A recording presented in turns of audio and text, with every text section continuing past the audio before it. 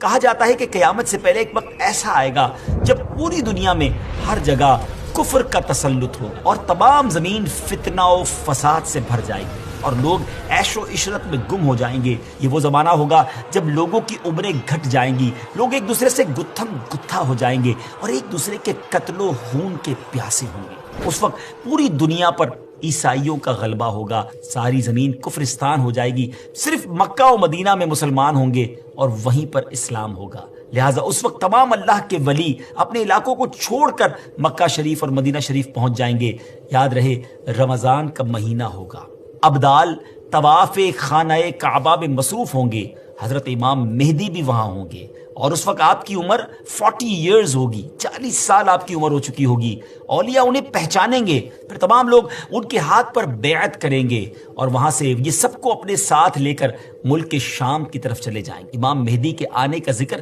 ایک دو حدیثوں میں نہیں بلکہ 200 سے لے کر 250 احادیث اور اقوال تابعین میں ملتا ہے۔ ام المومنین حضرت ام سلمہ رضی اللہ تعالیٰ عنہ روایت کرتی ہیں کہ میں نے رسول اللہ صلی اللہ تعالیٰ علیہ وسلم کو یہ فرماتے ہوئے سنا کہ آپ علیہ الصلوۃ والسلام نے فرمایا مہدی حق ہے، اور مزید آپ علیہ الصلوۃ والسلام نے فرمایا امام مہدی سیدہ فاطمہ الزہرا رضی اللہ تعالیٰ عنہا کی اولاد سے ہوں گے۔ بہت ہی اہم بات یہ ہے کہ مہدی آپ کا نام نہیں ہے بلکہ آپ کا لقب ہے۔ ان کی کچھ اور صفتیں بیان کرتے ہوئے اللہ عز و جل کے آخری نبی صلی اللہ تعالی علیہ وسلم نے ارشاد فرمایا مہدی میری نسل سے ہوں گے، ان کی ناک پتلی اور بلند ہوگی اور پیشانی روشن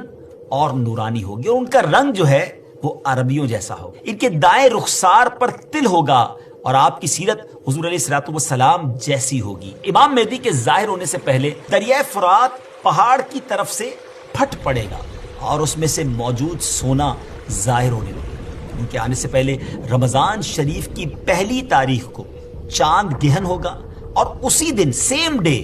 دوپہر کے وقت سورج گہن ہوگا، اور ایسا گہن پہلے کبھی نہ ہوا ہوگا۔ اور 3 یا 7 راتیں مشرق یعنی ایسٹ کی طرف سے ایک بڑی آگ ظاہر ہوگی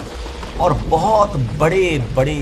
زلزلے ارتھ کویک بھی آئیں گے۔ امام مہدی کے آنے سے پہلے قسطنطنیہ شہر، جی ہاں جس کو آج ہم استنبول کہتے ہیں، ایک بار پھر غیر مسلموں کے ہاتھ میں چلا جائے گا۔ تو جب مکہ پاک میں تمام لوگ امام مہدی کے ہاتھ پر بیعت کر لیں گے تو پھر وہ وقت آئے گا کہ ایک بار پھر قسطنطنیہ، ایک بار پھر استنبول جو ہے مسلمانوں کو مل جائے گا۔ اور ابھی یہ معاملہ چل ہی رہا ہوگا کہ اتنے میں شور مچ جائے گا، آواز آئے گی کہ دجال آ گیا، دجال آ گیا، اور پھر امام مہدی یہ سن کر سب لوگوں کو لے کر ملک شام چلے جائیں گے۔ لیکن جب وہ وہاں پہنچیں گے تو پتہ چلے گا کہ یہ آواز شیطان کی تھی اور اس نے جھوٹ بولا تھا۔ لیکن امام مہدی کے شام پہنچنے کے بعد واقعی پھر دجال نکل آئے گا اور پھر امام مہدی اپنے لشکر کو لے کر وہیں محصور ہو جائیں گے اور اتنے میں دجال پوری دنیا گھوم لے گا۔ رسول اللہ صلی اللہ علیہ وسلم نے فرمایا کہ دین کے کمزور ہو جانے کی حالت میں دجال نکلے گا، اور دجال سے متعلق تفصیلات بیان کرنے کے بعد آپ علیہ الصلوۃ والسلام نے فرمایا اس کے بعد عیسیٰ بن مریم علیہ الصلوۃ والسلام